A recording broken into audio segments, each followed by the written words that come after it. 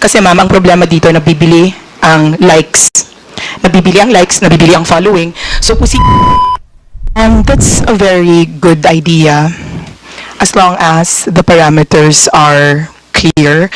Like, for example, since what you want is to reduce the amount of fake news, we will have to come up with, it's a very good idea because then a lot of the people who have a massive following will also be accountable, but we just need to know what we consider massive following, how many people, kasi ma'am, ang problema dito, nabibili ang likes. Nabibili ang likes, nabibili ang following. So, posibleng, kunyari, sa Facebook nila, madaming likes, pero hindi naman totoong marami silang likes. Makikita niyo po sa engagement yon. If they have like 200,000 followers, but then they only have 3 people commenting, binili nila yon. So, ang dami pong problema doon kasi ma'am, when you're part of an organization, it gives you credibility. So when you do interviews, people will listen to you, like congressman will give you time of day. Hindi nila alam na fake lang pala yung likes mo, fake lang pala yung engagement mo. So how do we delineate between real influencers and influencers who just bought their likes and engagement? So apart from that, ma'am, Yes, Mr. Chair, actually what she has just expressed clearly proves that we have to set parameters and start having regulations. But the idea of having a registry of social media content creators, may I have your opinion? Because recently I have been bashed and accused of trying to exercise censorship and trying to curtail the basic freedom, this basic constitutional freedom to freedom of expression. What is your honest opinion on coming up with a registry of content creators? Hindi ko naman sabihin lahat kasi sapagkat sa Facebook, pag tinanong ko anong occupation mo, lahat nakasulat content creator. Siyempre, hindi naman po pwede yun. Siguro, katulad nga po ng sinabi ng ating resource person, dapat merong minimum number of followers or which we can decide later on. But I'd like to ask, ano po bang opinion ninyo tungkol doon sa the very idea of having a registry? Mr. Chair. Yes, ma'am. It's a very good undertaking, as long as what we regulate is the an association of what do you call this, content creators who are outside of mainstream media, so that they are also accountable. Pero yun lang ma'am, yung concern ko kung ilan ang magiging followers nila, kung totoo yung followers nila, and also what about those who do not, is it going to be voluntary, or those who are not who do not volunteer to join, what kind of remedies para meron din silang accountability. Ang akin lang ma'am, and that's what we initially stood for, is that while we can do this for all of us, for everyone who wants to be a social media, nobody should be able to regulate free speech para wala tayong, because it's in our constitution. As long as what we regulate is the use of the platforms and the power and credibility given to all these people, as long as walang, lalo na sir, lalo na ma'am, government agencies. Kasi ngayon, it's going to be, what about next time? What about may mahanap tayo na presidente or senator na abusado or congressman, and they will use it against all of us, or people here who are, like, kunyari, this administration, you're in power, next administration, you're not in power, then they'll use it. Mr. Chair, I think, yes, I would like to focus on what you just said, and also remind you that this constitutional right is not absolute and not without limits. Meron ding parameters ngayon. And what we intend to do here is basically to flag the content. This is our way of administering justice to those who are victimized by fake news. Alam nyo, imposible naman na makontrol natin lahat ng content creators. There will be those who will not want to join this. So we have to be creative in thinking of means how to encourage them to join the ranks of serious content creators. May I proceed to the Creators and Influencers Council of the Philippines? Mr. Mauricio? No. Thank you, Mr. Chair. Actually, I'm here on behalf of Donald Lim, who is part of the Creators and Influencers Council, but I myself am a trustee. Yes. Mr. Chair, I would like to find out how many members does the Creators and Influencers Council of the Philippines have? more or less? I apologize, Your Honor. I'm not part of the All right, creators. all right, all right. Okay. Can you give me a rough idea? Is there like 1,000, for example? Just to explain, our president in the Global AI Council Philippines, Donald Lim, is part of many organizations as an advocate, one of which is the Council of Creators and Influencers. So I myself am a trustee of the Global AI Council. My apologies. Yeah. So Global AI Council, who are your members? May I find out? We have a board of trustees. There are 5 of us. Our chairman is Brian Polio Manzares. Our president is Donald Lim. I am the treasurer. Our secretary is Mark Goriseta. And our executive director is Kat Saladoni. What is the main function or objective of the Global AI Well, the mother Council? company in the U.S. is focused on governance and training. Our theme is AI for Good. And the United States headquarters, they do education. On the Philippines side, what we aim to do is partly ethics and governance and partly looking at a roadmap for the Philippines, coordinating with the public and private sector in order for us to use AI for development. Regarding the topic in particular, Mr. Chair, if I may continue. Yes, regarding the topic in particular, the AI here, we view it in the Global AI Council, is that AI is used not for good, but for bots or fake news and all of those things. So we believe that if the problem is using AI not for good, then the solution mostly will also be AI to combat it. And that requires resources and knowledge in AI, and that's part of what we're trying to harness. Yes. So what do you do specifically to combat the wrong use of AI? In particular, the generation of fake news. Just as a correction, we are just a convener. So the combating of wrong use of AI, I think, is for the CICC under Yusek Alex Ramos, and we do coordinate with the ICT and CICC regarding that. What the Global AI Council does is to convene all stakeholders concerned in order to arrive at a roadmap or a solution. So we had a State of the Nation in AI last January. We're going to come up with a Philippine AI report and a Philippine ecosystem directory. But if I may, Mr. Chair,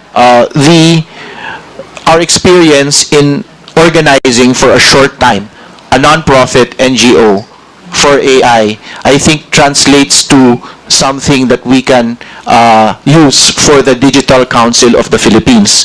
Mr. Chair, does the resource person agree with the idea of the formation of a Digital Council of the Philippines? At first glance. Mr. Chair, I not only agree, I think it is imperative that this has to be formed at the soonest possible time, because we all can see how the lack of framework where we can at least control the proliferation of misinformation, and it seems that our existing laws and systems are not enough to do that. So this kind of council is really needed yesterday.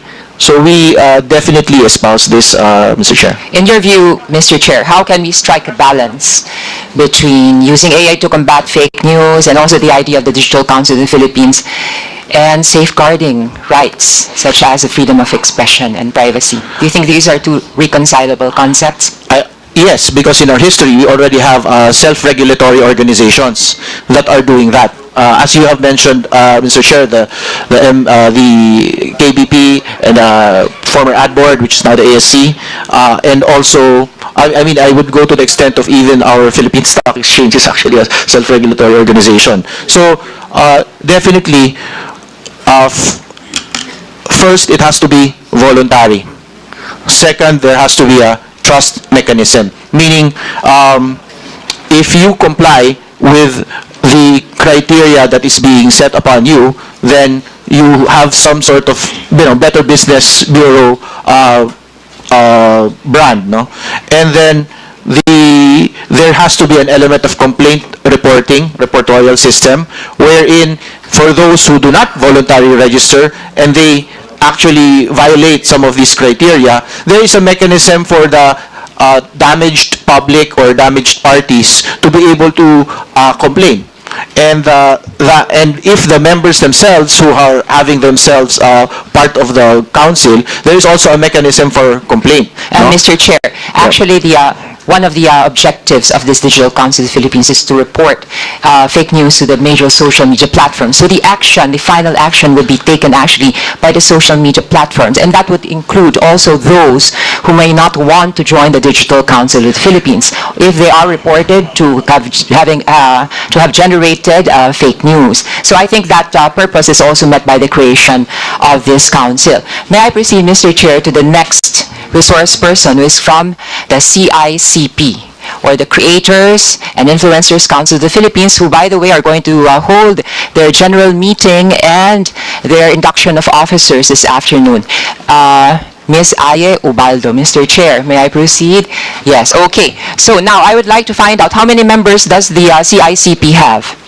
Right now, we would have about 100. Of course, the goal is to have more. Yes, how do you encourage content creators to join your ranks? Okay, I'd like to also say that we categorize them. So if you're a content creator, which is a very, very vast... Could you Yes. come closer to the mic? Thank Sorry, you. Or pull I'm the also mic very closer. short. So, Sorry. so we categorize them. So we have them as independents. We have them as brands. What we call clients. These are let's say the Nestle's, the Colgate-Palmolives. So they're called brands. And then we have agencies. So these are the advertising agencies that have departments, or they have sections that are for public relations, influencers, and Okay. creators. Ms. Ubaldo, may I find out what was the reason why you formed the CICP? Because we knew that it was going to be a growing industry. And there were already a lot of signs, as much as, back in, let's say, the late 90s or early 2000s, we knew that the internet was really going to be big. And, so when you do look at digital trends, you get to realize what are the next big thing. And we in the digital industry, or speaking as myself, as I come from a marketing communications background, so that's kind of what we need to do. Yes. Is responsible and is the responsible practice of content creation among your objectives in this group? Specifically for CICP, definitely, but specifically for the industry that we're in, which is the marketing communications industry. For 50 years, we've been under self-regulation. Okay, and that's very sustainable. It's very agile. It's really needed to be. Mr. Chair, do you up to date. have a code of conduct or code of ethics that you practice? Yes. We have a mission and vision, and even the industry itself, yes. And what do you do to members who do not comply with your code of conduct, Mr. Chair? Mr. Chair, I'm sorry. Mr. Chair, as you've also mentioned, and as Anton has also mentioned, even if you are not part of the industry, let's say you're not a member, you are actually responsible to know what's going on and be able to be sanctioned and accept penalties. So it's just like the law. Even if you're ignorant of the law, you are committing a crime that you don't know. So I think that industries like ours and the proposed digital council, being self-regulating, can also impose upon those that are not members. So may I know your opinion about the formation of a digital council of the Philippines? I believe that it's a good idea. If you don't mind, Mr. Chair, if I can say something. I was really listening. This is the first time that I'm here in this kind of forum, and I was really, really listening to the previous speakers. And if I may say so, I find that there's really a lot of silos, a lot of people wanting to do the same thing.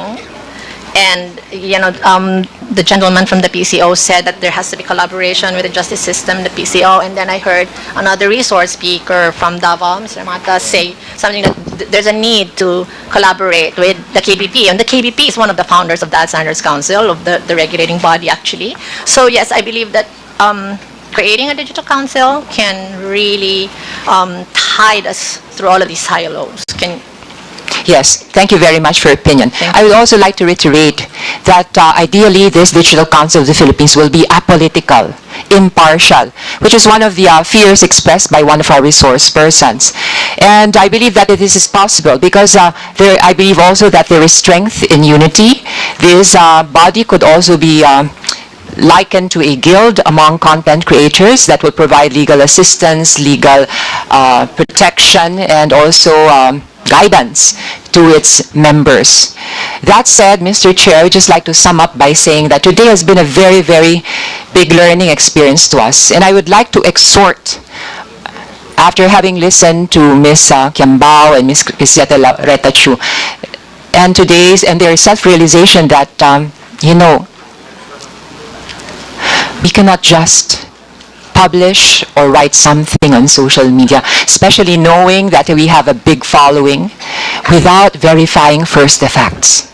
We cannot spread rumors nor speculations that potentially have dire consequences. And we're talking about national security or the stability of a government.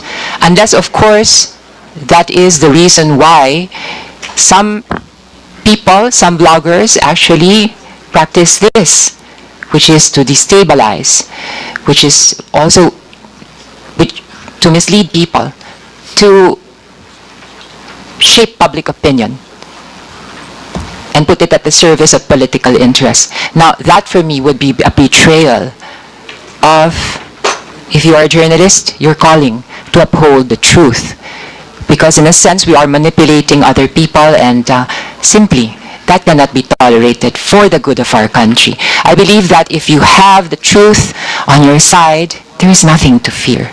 And whether you're on the side of the government or the opposition, of course, I have always believed, and it is freely practiced during this administration, your voices now are being allowed and heard under the Marcos administration.